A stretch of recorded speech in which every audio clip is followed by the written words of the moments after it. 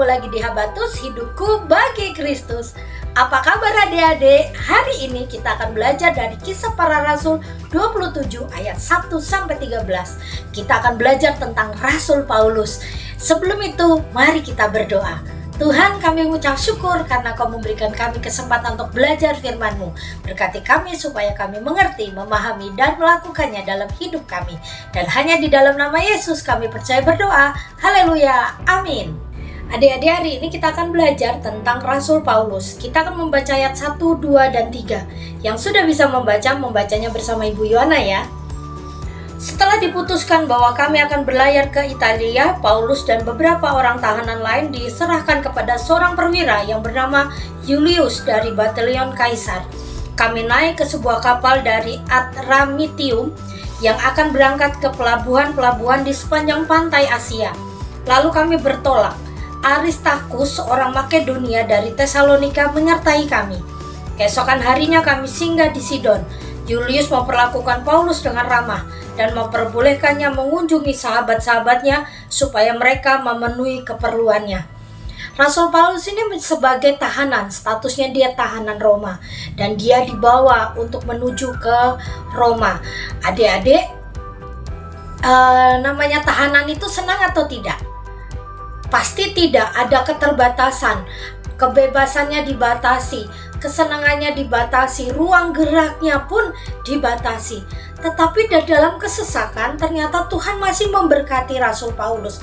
Ada beberapa berkat yang diterima oleh Rasul Paulus. Yang pertama adalah dia mendapatkan teman yang setia yang bernama Lukas. Kisah para rasul ini ditulis oleh Lukas. Dia menuliskan kisah rasul ini, menuliskan perjalanan Rasul Paulus. Dia menuliskan sangat teliti. Jadi kalau adik-adik bisa membaca kisah para rasul ini adalah tulisan dari Rasul Paulus, seorang bernama Lukas. Dan yang kedua, berkat yang diterima oleh Rasul Paulus adalah dia bertemu teman sekerja yang sangat setia dan takut akan Tuhan. Namanya di sini adalah Aristarchus, seorang Makedonia dari Tesalonika. Dia adalah orang yang percaya melayani Rasul Paulus, menjadi teman sekerjanya. Bahkan di surat Kolose namanya pun disebutkan kembali. Dia menjadi teman yang setia. Di tengah kesesakan jarang sekali kita mendapatkan teman yang setia. Bahkan saat kita punya masalah, kebanyakan teman-teman pada lari dan menghindar kan? Tetapi Rasul Paulus malah mendapatkan teman yang setia. Yang ketiga, dia mendapatkan berkat apa lagi? Dia bertemu dengan Julius. Dia adalah seorang perwira, seorang penjaga tahanan. Dia seorang pejabat. Harusnya dia adalah orang yang kejam. Biasanya seorang perwira yang menjaga tahanan biasanya orang yang kejam, orangnya kasar, orangnya sangat keras. Tetapi Julius ini dituliskan di ayat 3 adalah memperlakukan Paulus dengan ramah. Rasul Paulus diperlakukan dengan ramah. Padahal dia seorang tahanan, tetapi Julius memberikan kebebasan, memberikan kesempatan untuk Rasul Paulus bertemu dengan teman-temannya di Sidon. Dan ini suatu anugerah karena seorang tahanan biasanya tidak perlu pergi kemana-mana, tetapi Julius memberikan kesempatan.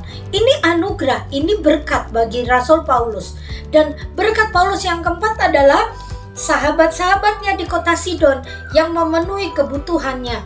Dan dari sahabat-sahabat ini Rasul Paulus memperoleh barang-barang kebutuhannya yang selama perjalanan. Ini perjalanannya sangat jauh. Rasul Paulus masih membutuhkan banyak barang kebutuhan untuk sehari-hari. Lewat sahabat-sahabatnya, Rasul Paulus mendapatkan kebutuhannya. Ini berkat. 4 berkat ini diterima Rasul Paulus. Padahal dia dalam kesempitan, dalam permasalahan besar. Dia akan dihukum, dia ambil kebebasannya. Tetapi Tuhan masih memelihara. Tuhan masih memberikan pertolongan. Adik-adik, terkadang kita juga memperoleh masalah ya. Masalah ini membuat kita sedih, membuat kita cemas, membuat kita deg-degan dan rasanya tidak nyaman. Makan tidak enak, tidur tidak nyenyak, rasanya kesepian, pokoknya nggak nyaman. Tetapi kau ingat baik-baik, di masa-masa sukarmu, Tuhan masih tetap memberkatimu.